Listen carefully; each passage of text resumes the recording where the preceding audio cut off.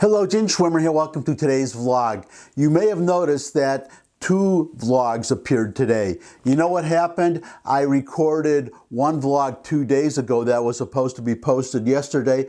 I put the wrong date in the application on the creator section of YouTube. So it didn't get posted yesterday and two got posted today. Hopefully I'll get it right going forward, but who knows, right? Because I'm an old guy. Maybe I'll forget again. Today I want to talk about Trump, his strategy for winning the election. If you haven't noticed, he is way behind now, and what especially concerns me is the betting sites. Notwithstanding that they got it wrong in 2016, they are overwhelmingly giving the victory to Biden. The spread right now between Biden and Trump is over 15 points. That is a lot. Trump has a lot of work to do to turn that around, unless I suppose it's possible these polls are all bogus, but I don't know if they could all be bogus. I may talk about this more in the future, but what I want to talk about today,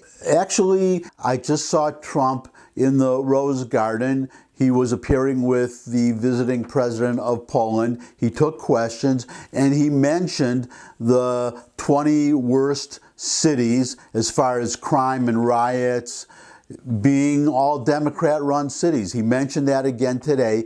He needs to keep hammering that point. I hope he continues it. I hope that the ads that he places will hit on that point over and over and over again, because that is one of three essential points that I think he has to make. Another one that he's been making, that he needs to make more and more, he made it in Tulsa, is that Biden presents himself as a moderate, and he actually has been pretty moderate, but he is moving far, far, far to the left to secure his far, far, far left base. That has to be pointed out because he is embracing Medicare for all, Green New Deal. He hasn't, well, to be fair, he has not said that he is, but he's going to have to sooner or later, or risk losing his base, the far left part of the Democratic base, which raises another point that somebody else raised, a very good point, that part of Trump's path to victory in 2016 was the number of people who just hated Hillary Clinton. There are a lot of people who may not like Biden, but do not hate him to the extent that Hillary was hated. That is another impediment to Trump getting reelected.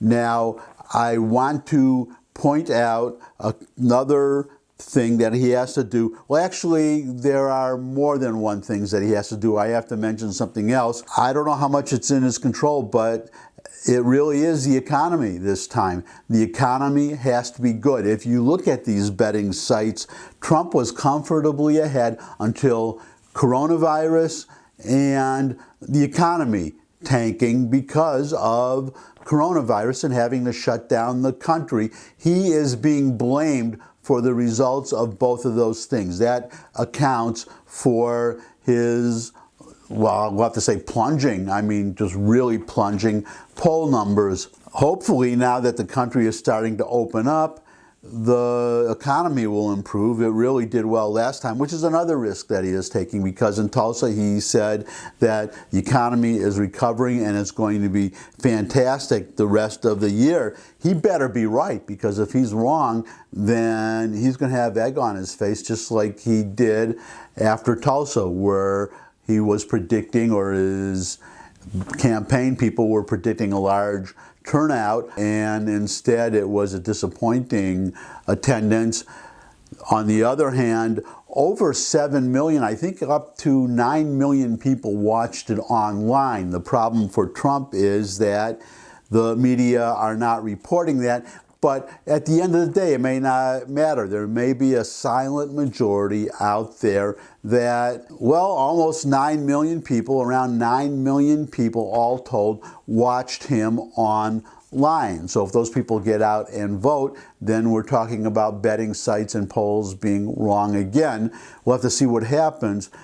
because I have to say that it really boils down to the American people. We're talking about a strategy for Trump to win, but at the end of the day, all Trump can really do, he points out that all these cities having these problems, the 20 top ones anyways, they're all run by Democrats. Democrat mayor, Democrat city council, Democrat chief of police, and George Floyd was killed in Minneapolis, a Democrat-run city, and it has been for decades. Either the American people see that or they don't.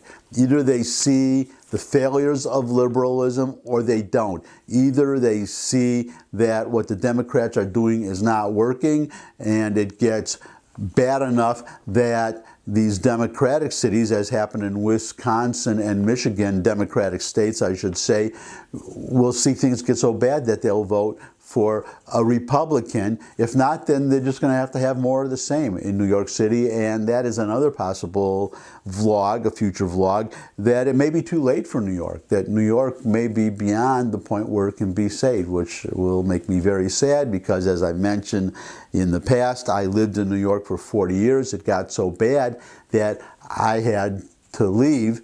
It really makes me sad. But to get to this one thing that Trump needs to do, in addition to the other things, number one, to point something out about Biden, but number two, to force him to respond, to get him out from hiding in his basement and saying nothing, make him have to respond. And it's going to be an uphill climb because the media let Biden get away with everything. They don't push him on anything. So it's entirely possible that Biden, at least as long as the polls keep trending in his favor, will get away with not saying anything, and thus, by the media's silence, make the election a referendum on Trump instead of what it should be, a choice between Trump and Biden. So now we get to what Trump needs to do, and that's simply to point out Biden's racism, as exemplified by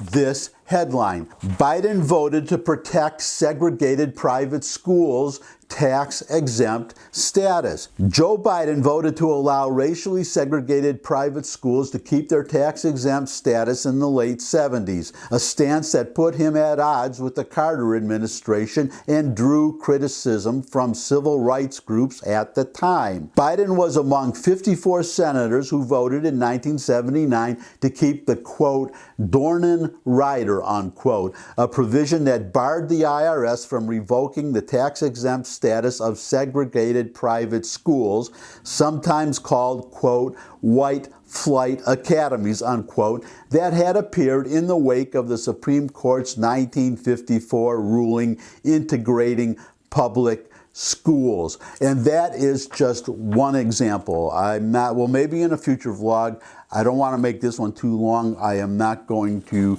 go through a laundry list of examples of racism by Biden throughout his 40-plus year career.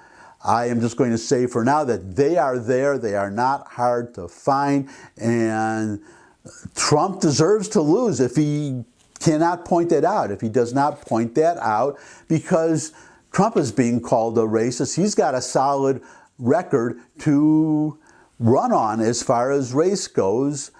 Declining, well, lowest black unemployment ever, that's one. Another would be prison reform. Remember the boxer that he posthumously pardoned for being wrongly accused of a rape, I think it was, of a white woman. I don't remember exactly. The point is that Trump has a solid record. Biden really does not, and there is so much evidence that one can adduce to make the argument that Biden, whatever he says, his past record shows him to be a racist. And I hope that my past record will inspire all of you to give me a thumbs up if you like this video. Share with anybody you think would also like the video. Got any comments? Comment section below the video. Good place for questions, suggestions for future topics.